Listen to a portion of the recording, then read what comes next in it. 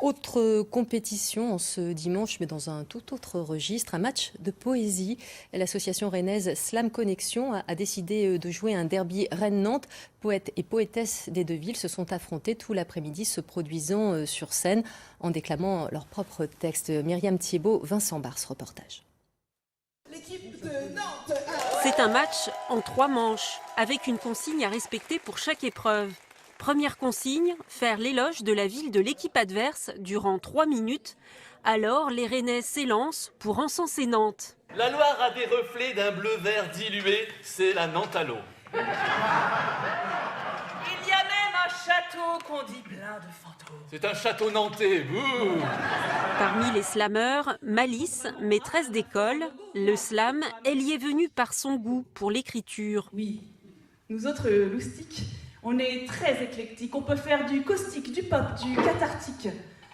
Qu'on veuille jouer des mots, ouvrir des thématiques, tout est prétexte à texte dans l'esprit slamistique.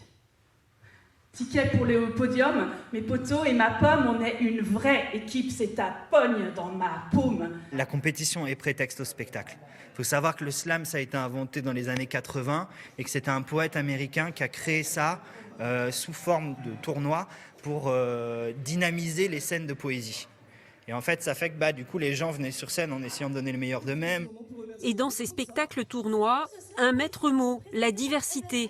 Tous les âges, toutes les professions. Le Nantais Carou est cheminot et slam depuis 17 ans. L'ouverture que ça propose, aussi bien sur le plan artistique, mais même sur le plan de la réflexion, oui, ça aide à construire, ça éduque.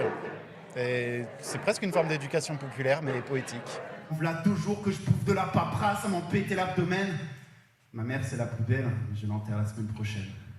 Je suis sur les nerfs et si je crie plus souvent que je ne devrais, c'est pour que les petits finissent leurs assiettes et que je nourrisse mes regrets. Je sais qu'il faut que je me concentre sur mon trou de mémoire, mais dans ma tête, c'est complètement le bazar. D'ailleurs, comment Vita a réussi à infiltrer le répondeur du mec de Diams? Question essentielle, certes, mais c'est pas le moment. Vas-y, la honte. Je fais un freestyle éclaté, une improvisation préparée dégradée. Je sais, j'ai pas le profil pour rapper, mais bon, je te rappelle qu'avant, Joe Star s'appelait Didier.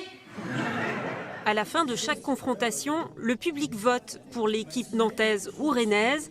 Et comme en Ligue 1, c'est Rennes qui a mené le jeu ce jour-là.